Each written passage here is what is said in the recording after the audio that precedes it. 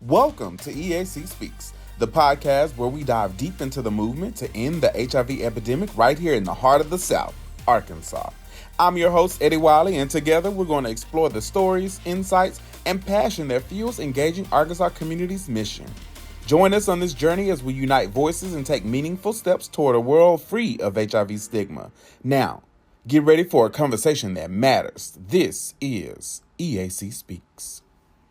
Hello out there in podcast land. Happy 25, everyone, and welcome to season 4 of EAC Speaks, where we dive into the conversations that inspire, that challenge, and connect us. I'm your host, Eddie Wiley, and I'm so excited to kick off this fresh chapter with all of you.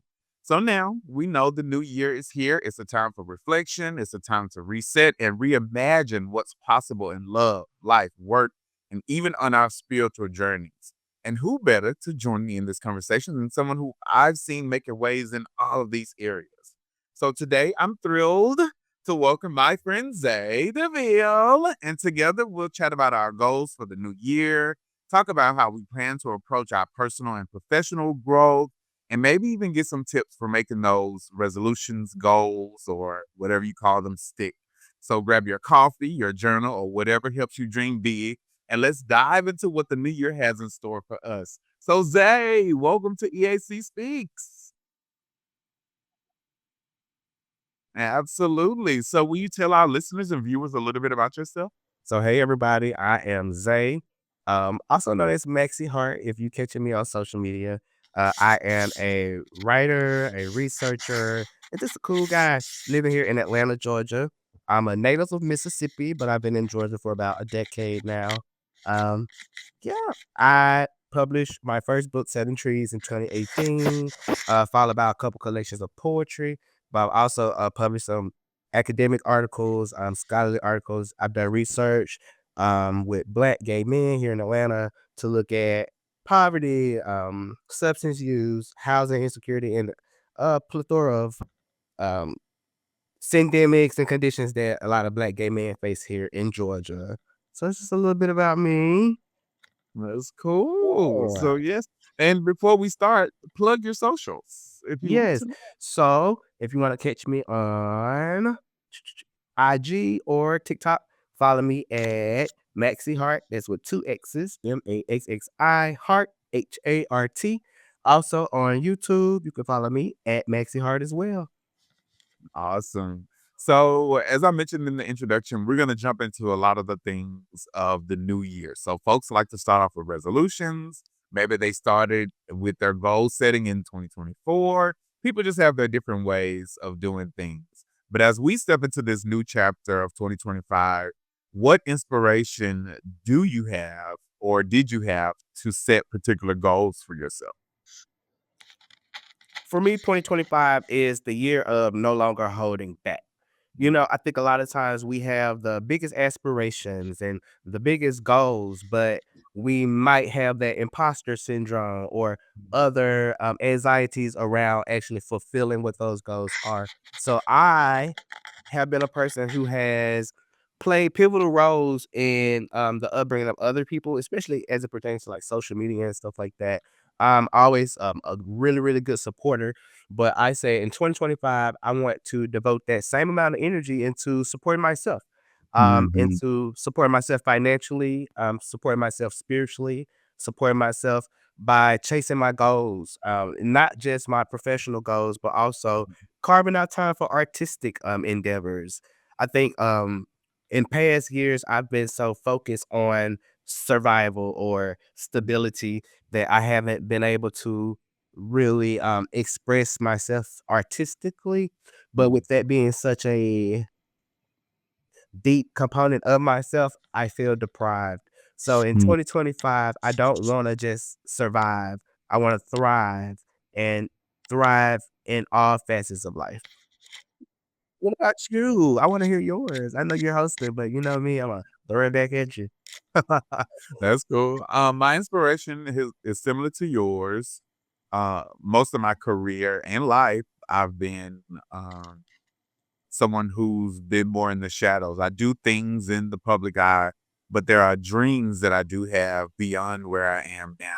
So I am carving out the time to also focus on some artistic goals, passions, dreams, and even spiritually, I'm working on some practices that I feel like will help elevate me to the next level of where I want to be in prospering, in thriving, in having an abundance of, you know, joy, happiness, love, Mm, money, all those things. all those things. That's good. So tell me this. You talked about balance, or you talked about having these artistic dreams, your goals for professional things is in life as well. How do you balance setting those goals in so many different arenas without feeling overwhelmed? I'm at the point where the goals have been set. You know, I've set the goals over years. I just have not taken time to work towards the goals. Mm, I'm a person who journals a lot. If you go through my phone, you know, I have hundreds and hundreds of notes because I have lots of ideas. I'm a writer. That's part of it. But I had noticed that a lot of the goals that I set just kind of like set on the back burner while I mm, focus on obtaining the bag to secure bill money or like party money or like fun money, you know, because mm, we're young, we're in Atlanta, we still want to live. We don't want to just work, work, work. But instead of setting new goals, I chose to revisit some of those old goals that I set to see how can I prioritize getting them done. Some of those goals were so simple that I knocked them out already. It's just the mm, fact that they were sitting there, you know, but some goals require a little more effort. So I took the mm, goals that I had and I created a timeline for the goals that I want to achieve in a certain amount of time. Everything didn't make the list for 2025, you know what I mean? mm, But mhm, with me having a specific focus on my art, I chose my artistic goals to prioritize this year. You know, last year I would say I prioritized just stability and sustainability. The year before that, I might have prioritized my research efforts. But mm, this year, 2025, is solely dedicated to artistic expression. And mm, also, I've decided that a goal that wasn't on the list that I'm gonna add to the list is I'm going to give myself the opportunity to explore a love interest. I don't have one yet, but I feel that I've been so dedicated to school and work that I haven't even really dated. Like I've only been in maybe 2 serious relationships and I am 30 plus, 30 mm. plus. Say And that again. that's on the goal list this year. Like focus on love. Like love should be a priority if there's something that we want. And I think that with a lot of my friends and people that I engage with, you know, we have that energy of I'm good by myself, you know, I don't need Mhm, that or mm, whatever. But like, I don't need it, but I want it. So mhm, I'm like, to me, that's part of my artistic expression too, though. Being able to show how I love, how I prefer to be loved, how I express love. So ironically, I'm adding love to the list this yeah. year. Everybody needs love. Yes, if you're out there listening, I'm single. Famous I think plug. that's really great when you mention that of like kind of triaging goals of like making smart goals, even what we call like the specific, Mhm. measurable, all those like something with a deadline, something with not a deadline, but maybe by this date I would like to do that. And I also have had to be very open and honest with myself about what are some things that can be attained in 2025? What things need to be moved to 2026? What can I tackle in the first quarter of the year? And it's really intentional. And I've given myself enough grace, enough gratitude to like really push myself to the edge of saying, like, if I don't attain this goal by such and such day, what work will I do to move closer towards that goal? Mhm. Because I used to be that girl that used to be down and out for like weeks and weeks if I don't make my due date, my deadline, because I'm just that like meticulous on stuff. But I want people out there to know that no matter what goals you have, really make sure you're setting your intentions of how you're going to achieve that goal and actually celebrating yourself when you do achieve goals as well. Like that's one thing that I don't always do is celebrate myself when I achieve those goals. That's very true. And I'm decided to do that a lot more now. The small wins, even the most smallest steps in the right direction is progress. And I think that we should celebrate that to keep ourselves motivated. And that kind of boils down to setting realistic, that's part of that SMART goal thing, but realistic expectations on our goals.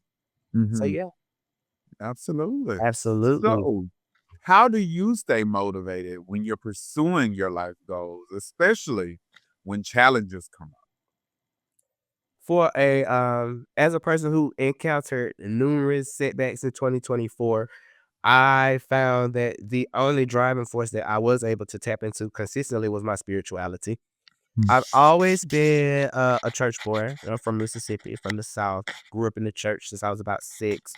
But there's a different level of relationship that I've been able to establish with divinity, with God, with source, that kind of played a role in me seeing the strength and light in myself, realigning with the God that's inside of myself, finding strength from the spirit that rests within me versus seeking external validation, external support. Those things are great, but at the end of the day, I learned that as long as I can make peace with the situations at hand, and as long as my spiritual team, my spiritual guides place comfort and peace in my heart, that's all I need. Mm. Even in the midst of any struggles that I've faced, I could not complain because my needs have been met. Most of my wants have been met as well. Things might not have gone as planned a lot of times, but just finding solace in knowing that connecting to divine support is not as foreign or as complicated as we may think it is. It really has kept me motivated, and I've been pushing that to people know so they can know that you also can tap into whatever brings you strength. You also can tap into, whatever brings you power, whatever brings you comfort. And sometimes you don't have to go too far. You can go right Mhm. within yourself and find that peace. So that's kind of how I've been coping with everything going on. And it's working wonders for me. Yeah. Ooh, I love that piece. That spirituality is really important, Hmm. especially when you mention having that guide and tribe. Because I feel like a lot of times people think that we have to go through things alone, or that we are the only ones going through something, or Hmm. have this belief or have this thought. But you'd be surprised at how many people are in a similar situation as you, and are really on a journey. Because one thing that I also learned is that we're all in this thing called life as a journey. There's, I won't say an end point for me. I guess my ultimate end point is death, but that's kind of dark. But my goal is to journey through life as a student. And so there are some things that I want to attain, but I don't ever want to be like an expert on life. Like I always want to be a student on life. And when you mention like spirituality, love, all of these things come into the full picture of who we are in our totality. So setting goals and wanting to grow in these areas is really important because I feel like if you don't grow, you're just stagnant and there's no movement in that. As Hmm. human beings, I feel like there's always an action. We're here for a purpose, and sometimes people don't haven't found their purpose. But just know, if you're out there listening, you may not have found your thought, think you found your purpose, but there is something out there for you. So we talked about a little bit, but I want to talk about personal growth. Okay. What is one area of personal growth that you're most excited to focus on in your arts? Woo, in my arts, personal growth. I would say for me, it's establishing confidence. A lot of people think they know me because they've seen me. They might have heard about me, in these streets or whatever. But I'm very shy. Ironically, I'm really, really shy. I'm camera shy. I'm just shy in general. I write things that I don't share. You know what I mean? Like I have books and books of poetry that many people have never heard just because I'm shy. So one of my areas of personal growth this year is to break out of that shyness and just show myself, my full, authentic, just transparent, artistic self. You know, uh, when I produce something, put it out. Don't just let it Mhm. sit on a hard drive. Don't just like type a script and like let it sit on my computer, but like do work that I want to show. Stop being Mhm. ashamed or stop being embarrassed or stop comparing myself to others, but to really focus on building my confidence in that arena. And that's kind of why I started my TikTok page and my TikTok adventure about a month or so ago. You know, I consider myself a person of age. I'm a little older. I'm not as old. Well, we're not gonna talk about age, but Mhm. anywho, I have I felt intimidated by social media essentially.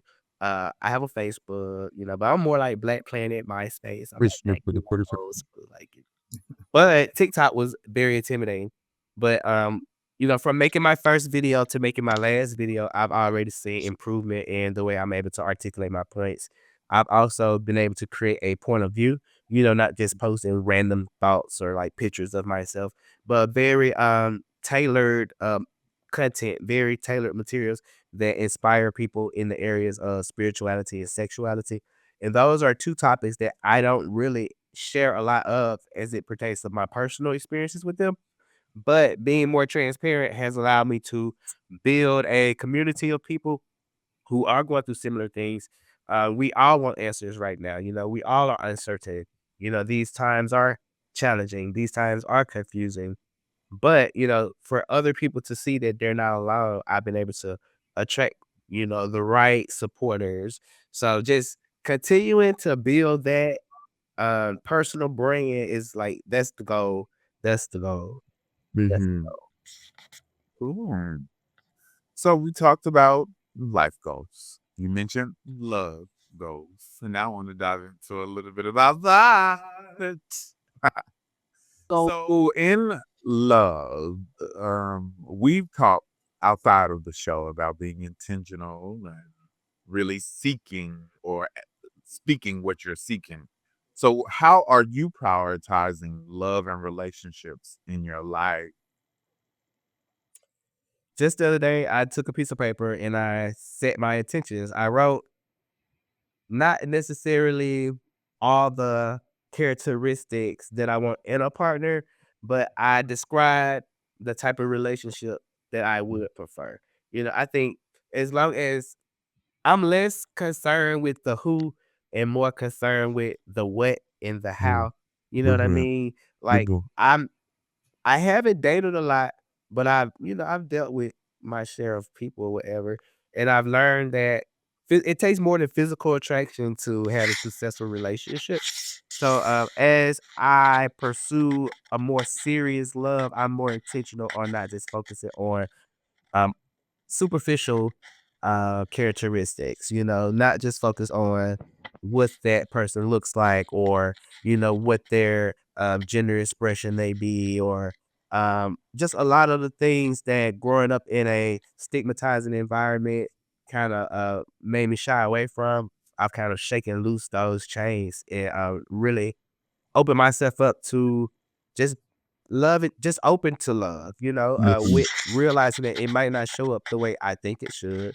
But at least if I know that, for instance, like me, yeah, I'm a family man. So it's important to want a partner who is okay with raising children. It's important for me to want a partner that's okay with building a family, creating a legacy. Like it's just certain things that I find important. So I have sat down and I have set the intention, and I think that once we create and release into the atmosphere what it is that we want, the universe will find ways to like make that happen for you. So, Mhm. I know a lot of times in the past I'd be like, oh, I want a man with this, or oh, I want a man with that, or I want a partner that got this or look like that. And you'll get that exact same thing that you asked for with nothing else to go along with it. Mhm. No substance. Yeah, he might have all those things that you wanted, but like, does he care about you? Is he as attracted to you? Is he gonna be loyal to you? Or is he gonna be, just not into you. And I Mhm. think that if we end up in a equally yoked relationship where the partner is as into us as we're into them, that's a better playing field than to, go out here and just be superficial and get exactly what you're looking for. Okay, because I think in in love for me, it's really about, like you said, less of the who and more of like the how you make me feel, how we work together, the synergy and all of that. So I'm not as much worried about like all of the things I was worried about in 2024 even. Mhm.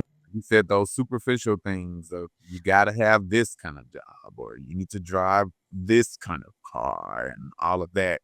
So I'm really working on missing that person out from the rooter to the tutor. Period. So you talked about prioritizing love. And you talked about setting your intentions on your future lover.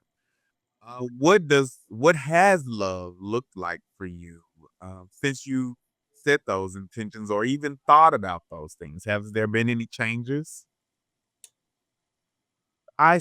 Feel seen. I Mm. feel as if I released a call into the universe and suitors are responding.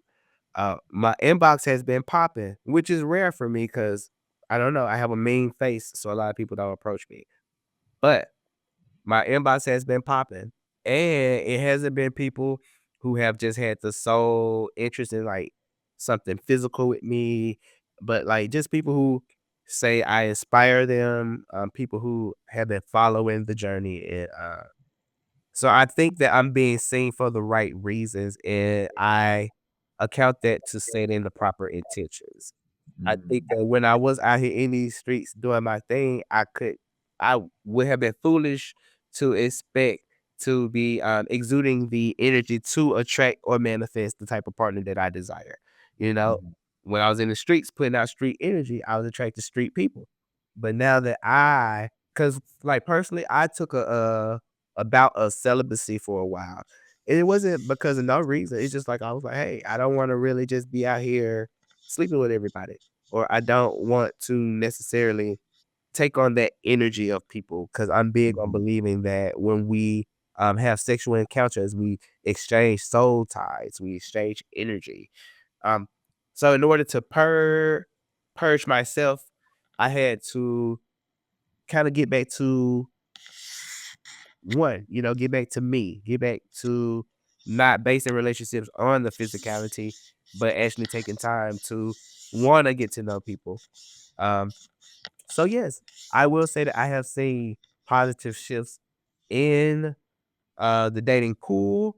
I don't know if it's just like um a universal thing where a lot of people are getting tired of just status quo or getting tired of, societal norms and want to push into building our own definitions of what love looks like, establishing our own examples of what healthy relationships looks like, especially among same gender loving men. Mhm. It's funny that you mentioned this because I said I'm setting my intentions for love as well. I've really been inspired by, oh gosh, I was gonna say Yolanda, Yvette, Yvette Brown, I think it's her name. Gosh, I just know Yvette. Anyway, she's an actress, and her and Tracy Ellis Ross are always the ones talking about, over 40, over 50, and not being married or having children. And so in the Black queer world, especially among Black gay men, I think we don't have as many examples of like older gentlemen in the celebrity world, but we do know a lot of older gentlemen who don't have partners and are living their lives. So last year I was in that phase of being single and happy, and I was fine being single. And so now I'm similar to you. I don't have to have a relationship. Would I like a relationship? Absolutely. Mhm. Um, have I been the most prepared for it? Absolutely not. But I do feel like the work that I've done over the past few years, personally, individually, I mean, and collectively as a friend, has also helped to, I guess, put into the atmosphere what type of partner I would want. That energy, that connection with someone is really important too, because no longer do I feel like I have to hide myself because I'm in this showing era of as well. Because being someone who expresses myself a little more different than others, a little more. A friend could call me exotic, and I was like, "That's funny because you call me exotic before, but I know what you mean." Trying to be fancy, but I think it's such a difference for me because I'm used to a certain kind of guy or a certain kind of person approaching me. And so in this era of my new confidence, finding my balance of my feminine and masculine energies has been, I don't know, mind-boggling. So I'm still feeling it out of like where I need to place who I need to place my energy in. Because I'm a bad picker. If anything, I would love to have like a dating show where my friends are like judges and folks not have to fight for my love, but have to do things to not prove, but a cute little show would be fun. Yes, plug. Let's get this show. So love things are all over the place. Do you have any advice for folks out there? We're coming up on Valentine's Day My next month. birthday. Valentine's Day, your birthday. Do you have any advice for folks out there who also may be seeking love, but maybe kind of down about it? The best love you can find is the love that you have within yourself.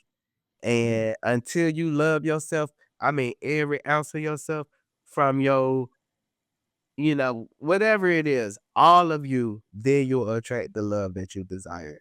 But if we are seeking love from broken places, we're going to attract fragmented situationships. So I just say, continue to love on you while the universe prepares somebody to love you even better. mhm, And don't just seek love, but seek to be in a space where you're able to also give love, mhm, express love, because I think that's just as important, that we are able to express our love in a healthy way, not just receive our love. I always laugh when people be like, "What's your love language? What's your love language?" But mhm, I don't think that they read it right, you know what I mean? Because what works for me as it pertains to receiving love isn't the same way that I give love. You know what I mean? mhm, So those are a little deeper conversations to be had because a lot of people think that they have to mirror my love language or expect me to mhm, mirror it. And I'm like, no, I want to love you the way that you want to be loved. How I prefer to be loved has nothing to do with my capabilities of loving you the way that you prefer to be loved. mhm, So go in with an open mind, communicate effectively and clearly, but overall, just love yourself, and keep mhm, God in it. I think that even as same gender loving men, we feel like we have to separate our spirituality from our sexuality. But I pray about everything. I don't care if I'm finna go meet a date on Jack. I would pray that the Lord gonna keep me safe. You know what I mean? Because mhm, things can happen. And I'm not mhm, on Jack. That's just like an example. And if I was, who cares? But yet still, I keep God in all of my choices. And that's controversial to some, but mhm, whatever. I just say God never said that we had to separate ourselves from him. So I mhm, think that that's a choice that we make out of our own insecurities. But even in love, you have to keep God a part of it if you want to attract something that's going to bless you. mhm. Mm. Yes. You touched on those love languages, and I feel like that's something that has stuck with me over the past 6 months. But even before then, when people would ask like, "What's my love language?" I would start with like, "This is how I like to receive. This is Mhm. how I like to give." And I think it confused more people because I'm like, "Well, no, no, no. You do have to think like about both ends Mhm. of the coin because I can't just feel like telling you my love language is what you will automatically get. And so if you are a gift giver and I like to receive words of affirmation, not that it won't work out, but you won't ever fulfill all of the Mhm. needs that I have. But as your lover, I can look and say, okay, you like to give me gifts. I may not like to receive gifts, but you like to give them, but at least give me some intentional gifts. Mhm. Like some people, it just depends. We don't want to go on that tangent. We could say that for like part three or something. Yes.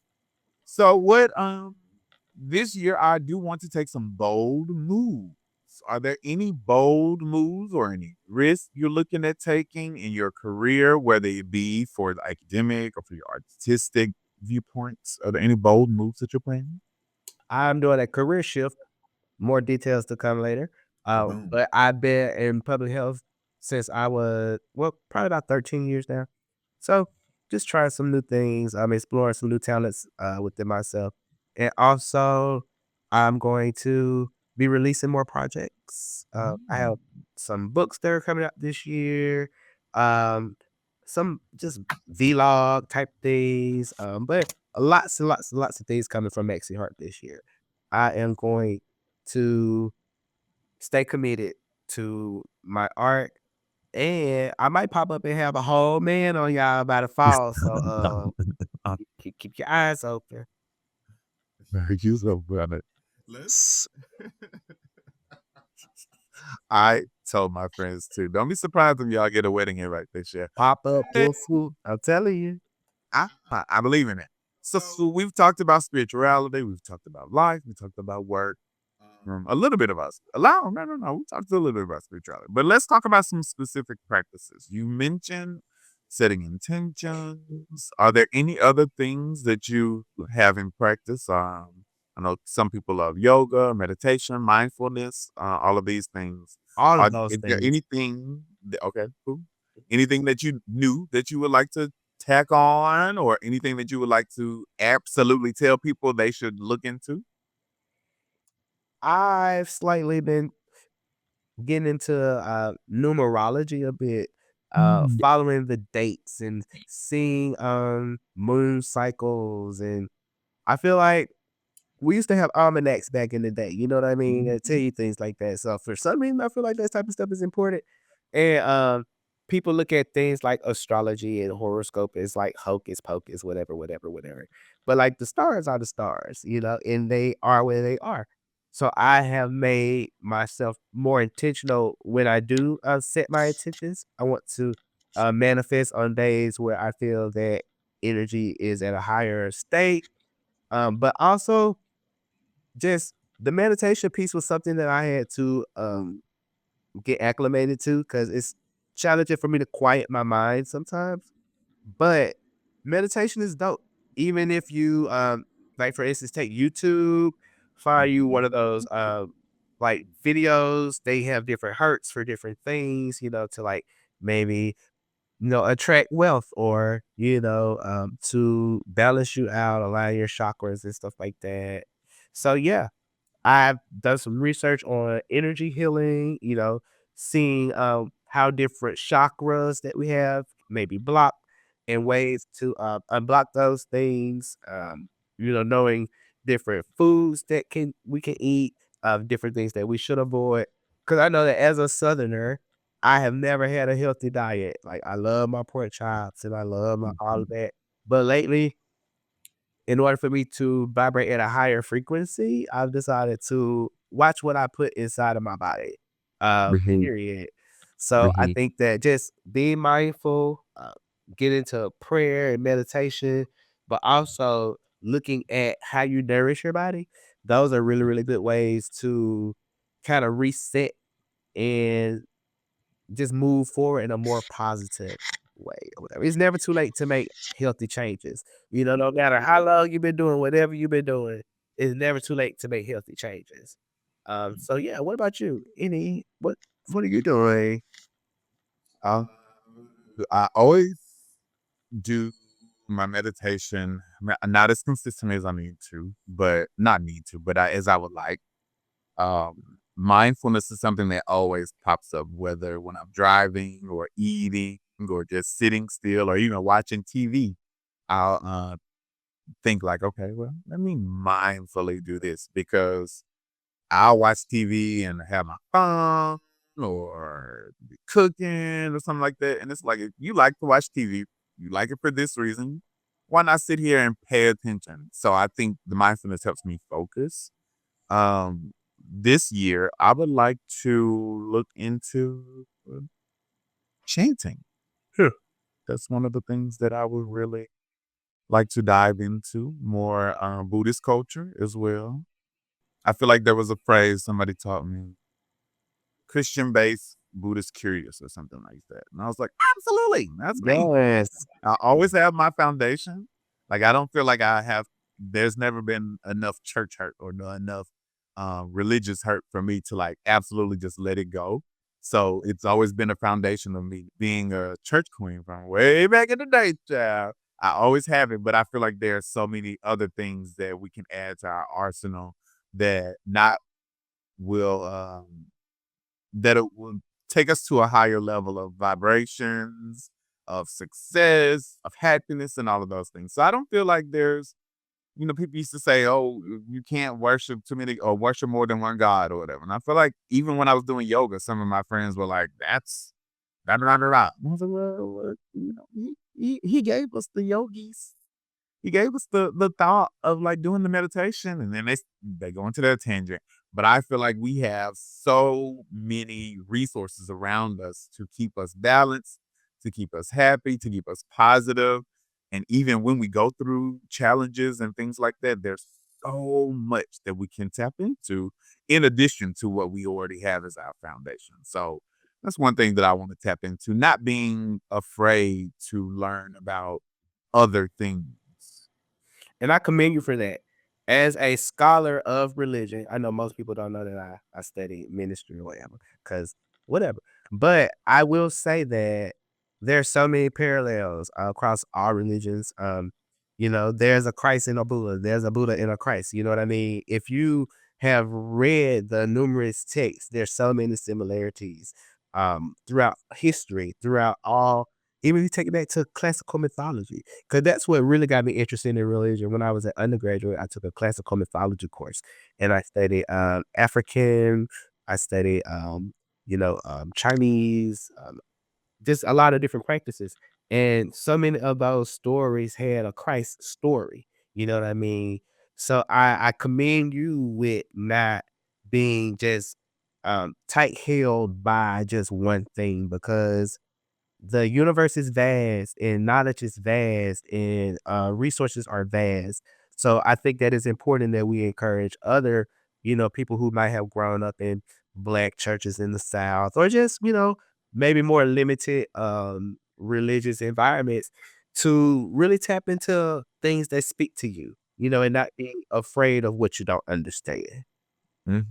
Absolutely. I think we have a big issue of like religion is such a fine line to like walk anyway, because it's a taboo subject for a lot of people. And coming from where we're from, Mississippi and Arkansas, it's definitely a um, it's a bigger Christian base, I will say, bigger Christian base. And so with that, it's been harder to actually say that out loud with so many friends who are ministers, preachers, folks who are of different denominations, different religions altogether, because I don't lead with my spiritual, even no, my religious beliefs. I lead with what my spirit leads me to do. And I feel like that's what I've always been taught of like, he wouldn't give you the thought if he didn't want you to have it. I'm like, well, here's another thought. Did he not want me to have this? So it's always kind of hard, like going back and forth with people. But like you said, I'm doing this for me because as an individual, I am the only one who will have to answer for my decisions at the end of the day. Like you won't be there giving a case in front of St. Peter. St. Peter, I'm not a Bible thumper. I think it's St. Peter as the gates. But anyway, we're coming to wrap up the show. Let's let me ask you this. What advice do you have for folks out there listening or watching who are struggling to set or achieve their goals? What words do you have for them? Take time to reset. You know, take time to balance before you start to set intention. I'm the type of person, for me, I'm gonna light some candles. I'm gonna clean my house. I'm gonna burn me some Palo Santo. I'm gonna like relax first, because I think that when we try to set intentions from a place of lack or from like a place of dire emergency, we're not able to manifest properly.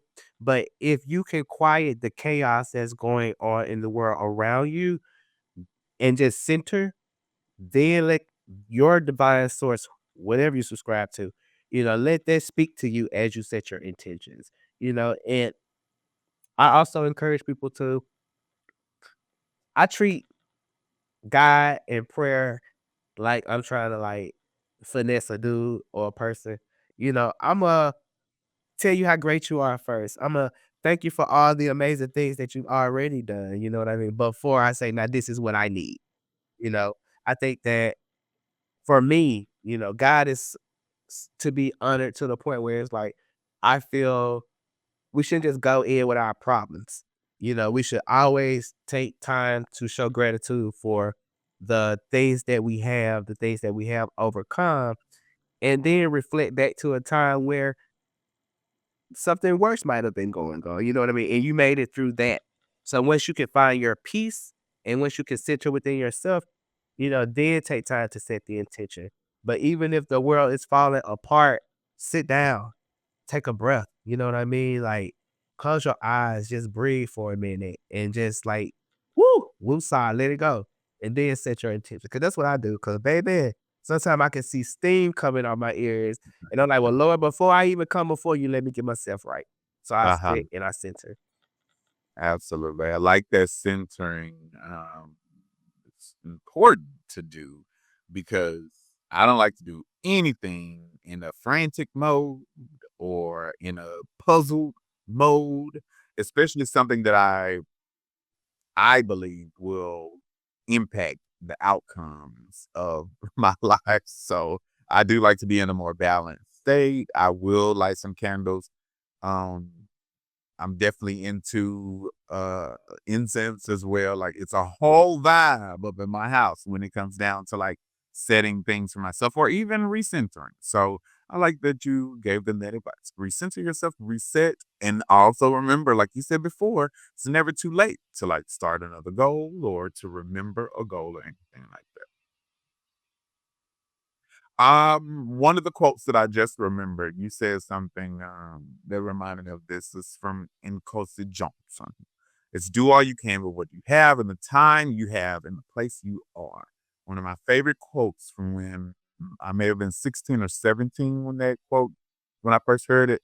And literally it is just embedded into my life because I used to speak it all the time. So I implore you all listening and viewing to find a quote, find a mantra, find a word, find an expression, find some inspiration, and place it somewhere that you can see it. So that way it'll be a constant reminder.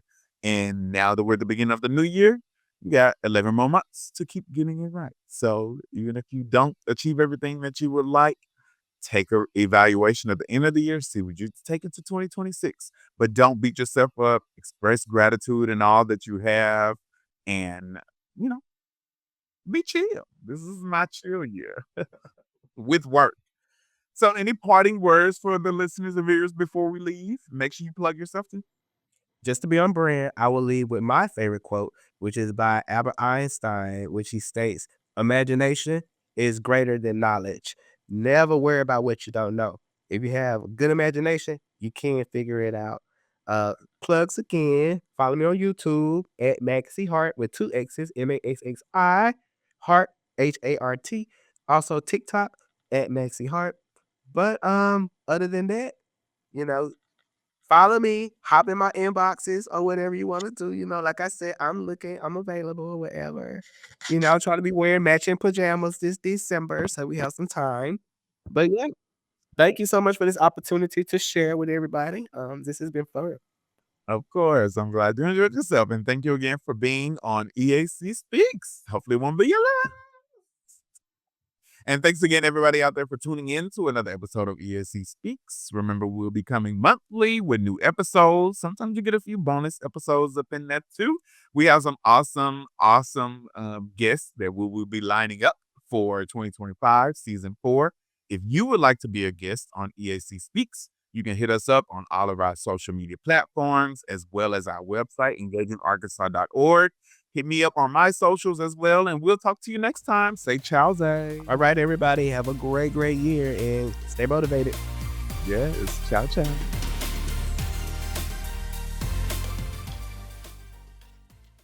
The EAC Speaks podcast is partially supported by the Arkansas Department of Health through a grant funded in part by the CDC. All discussion is solely the responsibility of each participant and doesn't necessarily represent the official views of Engaging Arkansas Communities, the Arkansas Department of Health, CDC, or the U.S. government.